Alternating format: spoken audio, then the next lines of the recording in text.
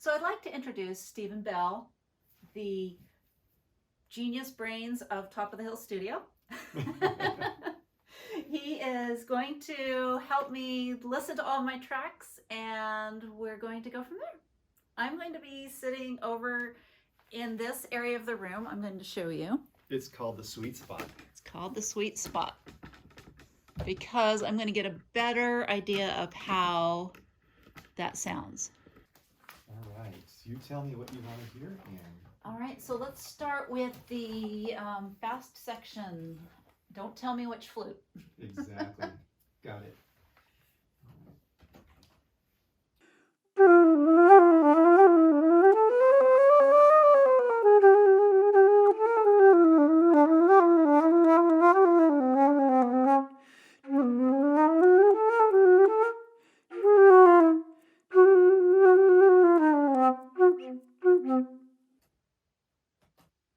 Okay, so this flute sounds like I am having a little bit of difficulty moving from note to note with the air, and it's not as clean and crisp as maybe I would like. Let's do the next one. Okay.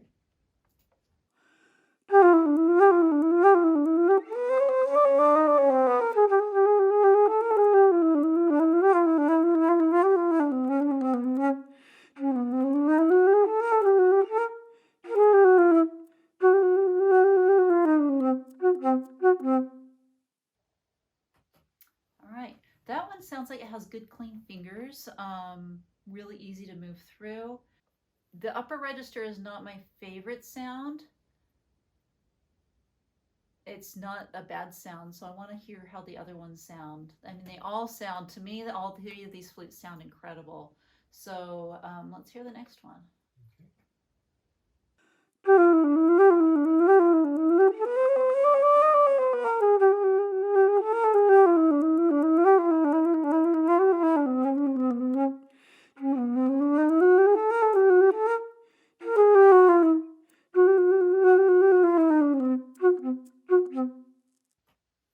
Okay, that one sounded like it had a good balance of the upper register. I liked how the upper register came through. The fingers sound like they're working pretty well. Can you tell me which is which now? Okay, the one that was difficult to play was the custom. Okay. And the second one was the 570. Okay. And you didn't like the upper register. And on this one is the 670, and you like the balance. Interesting. Okay. So one of the reasons, this doesn't surprise me because the custom flute was built 70 years ago, and it doesn't have the same mechanism as the newer flutes would have. I mean, that's going to be definitely a given and something to take into consideration. Let's go ahead and listen to the next. The soft and staccato. Yeah, the soft and staccato. Okay. Staccato. Exactly.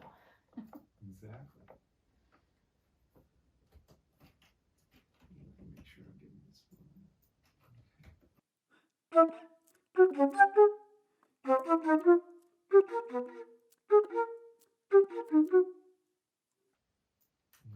Okay, that one sounds like it has a little bit of delay in the response in the middle register. Okay.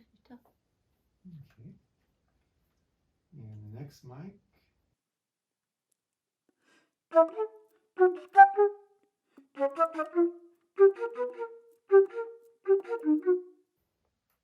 That sounded really clean. I like that one. Okay. Hello?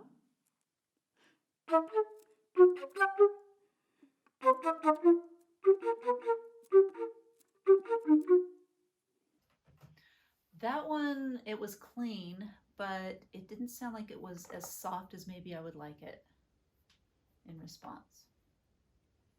All right, and we reveal. The first one was the 570. Okay. What did you say about the mid? The second one? No, the first one, just the mids or something? Oh, yeah, the mids didn't speak as well. Clean. The second one's the custom, and you said it was nice and clean. Okay. And the third is the 670, clean, but not soft enough. Is that what you said? That's what I said, yeah. All right, and let's move on to lyrical. Lyrical and loud.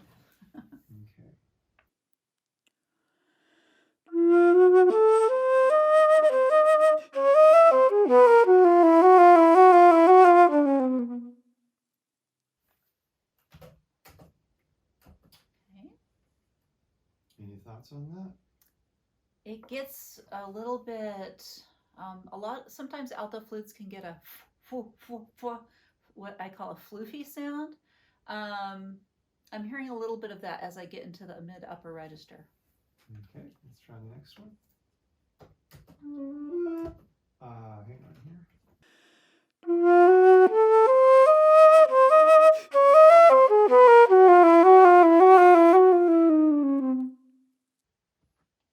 That one you could hear more core sound as you get into the upper register. And last but not least.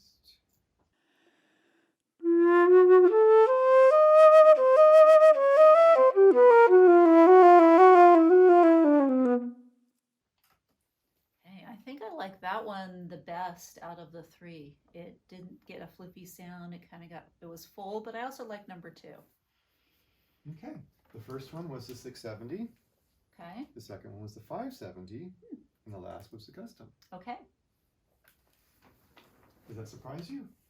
No. And so let me line that up. Now we're Okay, do so the now we're low going to end. do the low register just to hear how much sound comes through and how much color. I'm listening for like harmonics and just the full color of the sound.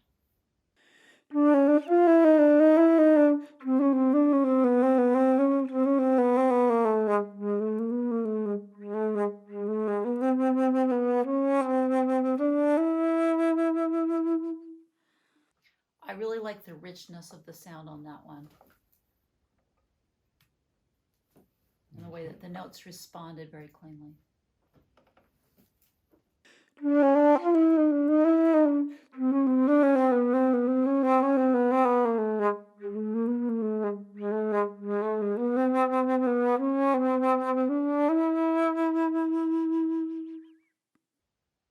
That one sounds a little bit like I'm having to work to get that low register out, and I'm not hearing as much nuance as I was on the first.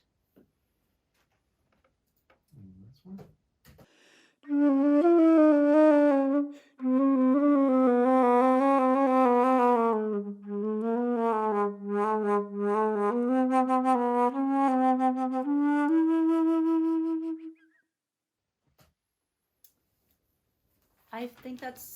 I feel the same way about that as the second one.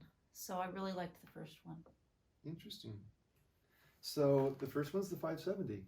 Interesting. Yeah, because you said the 670 had the same working on the low register as the custom. Mm-hmm. Second Okay. one was the custom. The last one was the 670. Okay. All right. And of course, I will have to spend some more time playing these flutes beyond just this one trial, because playing one excerpt to the next, things can change. And so I'm looking for a kind of an average out of all of what I like the most.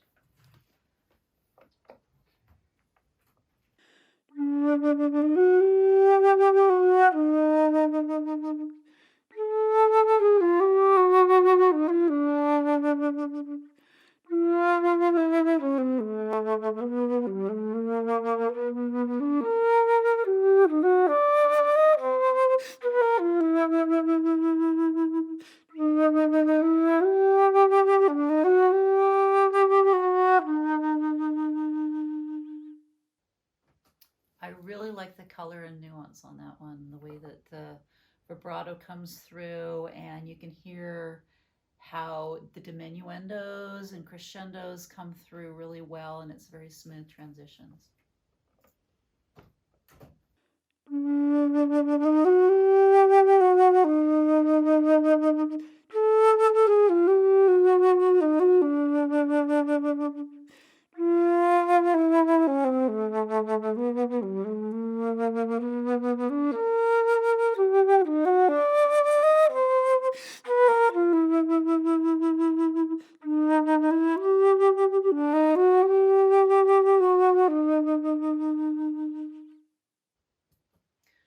Okay, on that one, I felt like it was almost too loud overall. It could have gotten maybe softer in some places, and the upper register sounded just a little bit overblown. Okay. And some of that could be me playing on different flutes because they will respond differently to me as well. Okay. Number 3.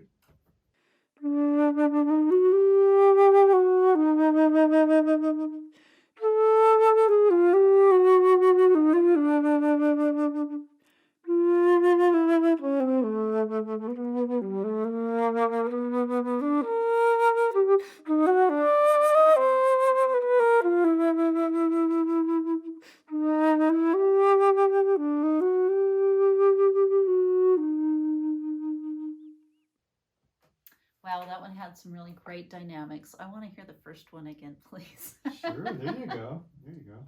All right.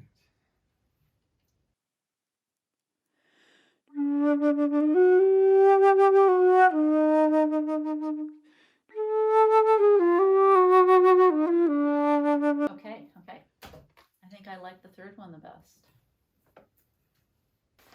So the first one, or the last one is the 570. Huh. The first one was the custom. Okay. You like the color and the I like that one as well, yeah. But you didn't like the softs on the 670. No. Interesting. Yeah. It'd be interesting to line all these things up, you know. Yeah. The good and the bad. All right. Now we change to the Schubert. And okay. Okay, so now we're going to listen to the Schubert excerpts.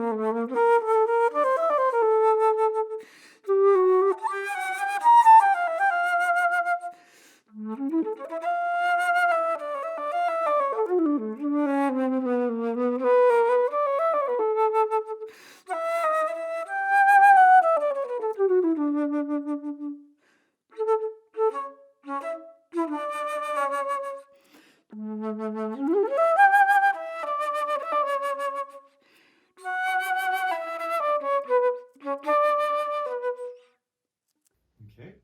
So that one had really clean fingers. I was happy overall with that one. Okay. Next one.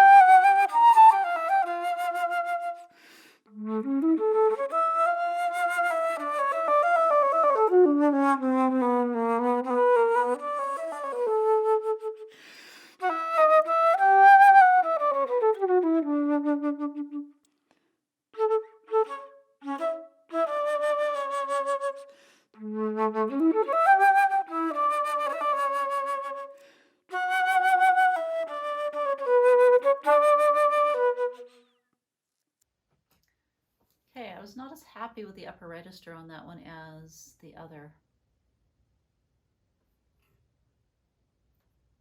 Okay, and last one.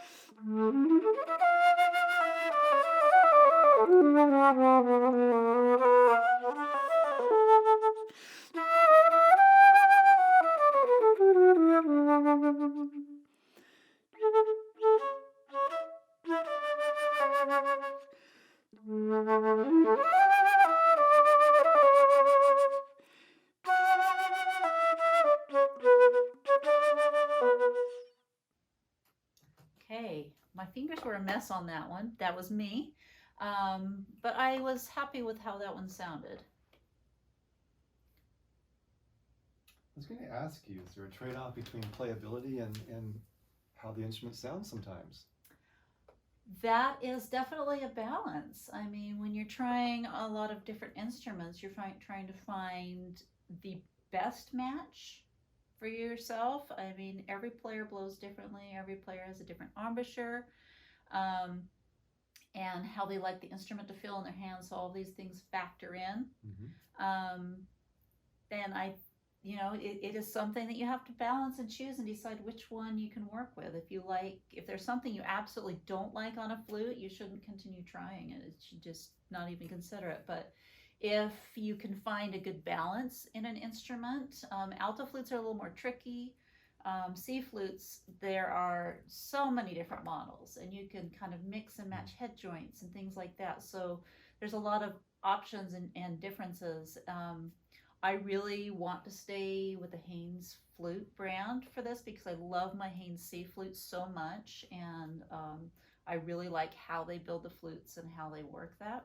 So these are the 3 flutes that I have access to, and I'm pretty happy with all 3 of them overall. But yeah, I'm curious how Each of them won in one of the categories, right? Yeah, that's interesting. So what was the last one? The last one was a custom. Okay. You said you fingered, that's why I got into playability, right? Mm-hmm. You're not as familiar with that one maybe, as far as how it felt for you? Yeah, that flute feels so much different. Mm-hmm. And being a vintage custom flute, I could take that flute to a flute technician and see what they can do in the balance of the keys and that kind of thing. So I'm certainly going to take this flute and swing it by Eric Nugent, FluteWorks, and see what he has to say about what he could do for that flute. And the first one was the 570. Okay. When you said your fingers just felt great on that one. Mm-hmm. And of course, the middle one was the 670. And you didn't like the upper register, I think. You said you're not as happy with the upper register on the 670 on that particular piece. Mm-hmm. There you go. So I'm going to take all these flutes home and I'm going to play them some more and just really kind of, the more time you spend with an instrument, a flute trial you should take at least a full week to really get to know the instrument and how it plays and how you feel after you play it for a while. Sometimes you will play a flute and you just won't put it down, and that's like a really good sign that it's a good flute for you. So yeah, thank you, Stephen. You're welcome, Rose. Thanks for coming out. Thanks.